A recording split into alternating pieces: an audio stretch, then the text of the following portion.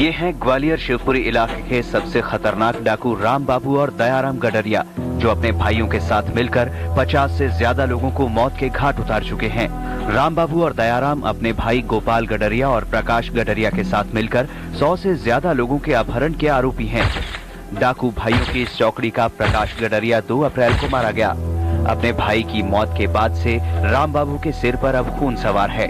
गडरिया गिरोह ने अब शिवपुरी के सांसद, विधायक, कलेक्टर और पुलिस अधीक्षक के अपहरण की धमकी दी है।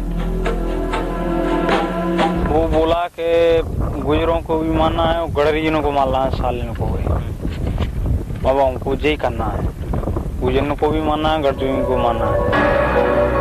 दरअसल 14 लाख रुपए के इनामी गडरिया गिरोह को गुमान था कि गडरिया समाज आंख मूंद कर उनके साथ खड़ा है, लेकिन जिस तरह से प्रकाश मारा गया उससे गडरिया को संदेह है कि खुद उसकी जाति के ही लोगों ने प्रकाश की मुखबिरी की। इसी से बौखलाए राम बाबू ने 105 लोगों का कत्ल करने की कसम खाई है।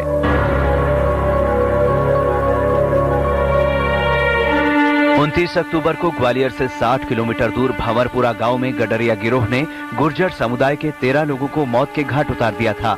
इस कांड के बाद से ही गडरिया गिरोह पुलिस के हिट लिस्ट में सबसे ऊपर है। इनकी तलाश में बीहड़ों की खाक छान रही पुलिस अब तक सिर्फ प्रकाश गडरिया का ही सफाया कर पाई है। जाहिर है चंबल और ग्वालियर डिवीजन में जाति के आधार पर डाकू गिरोहों में टकराव की नौबत पहली बार आई है और बदले की ये आग चंबल में कभी भी किसी बड़े हादसे की वजह बन सकती है।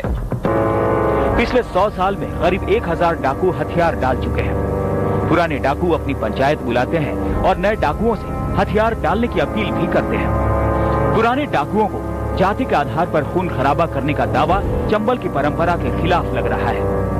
ऐसा गलत है कि वो गडरिया को पीछे करेंगे या सपोर्ट करेंगे।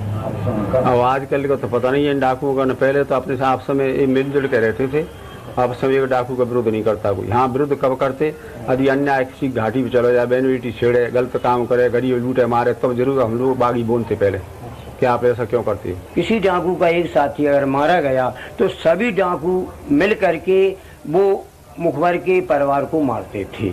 ये संविधान हमारा हम लोगों का पहले का ही बना हुआ है। डाकुओं की रग रग से वाकिफ अपने जमाने के रौबदार डाकू पंडित लोकमन दीक्षित उर्फ लुक्का पंडित की माने तो चंबल में गैंगवार होना मुश्किल है। अगर ऐसी नौबत आई तो कोई भी गिरोह नहीं बच पाएगा। अरे नहीं, कोई ना का सफाया करेंगे, हत्यारे बराबर है, तुम पे ही सु हम पे हैं। जो सरकार सफाया कर रही थी करने पाना नहीं, वो भी कर देंगे। तो जो धमकी देते हैं झूठी सांची मैं सोचा कचू कही। सामाजिक संगठनों के मुताबिक सियासत की वजह से डाकू एक दूसरे के खिलाफ जहर उगल रहे हैं। जाति का कोई यहाँ पर लड़ाई नहीं है, लेकिन बीच के मुझे लगता है राजनीतिक स्तर के लोग जो है इसको हवा देके और वो गिरोहों के नाम से उनमें गैंगवार कराने का एक नया दौर शुरुआत करना चाहते हैं। जाहिर है नए जमाने के नए डाकुओं की बंदूक की गोली के साथ जातिवाद की बोली पुराने डाकुओं को भी हजम नहीं हो रही है। पुराने डाकू जोश और जुनून में चंबल में तनाव बढ़ाने के बजाय नए डाकुओं को हथियार डालने और नई जिंदगी शुरू करने की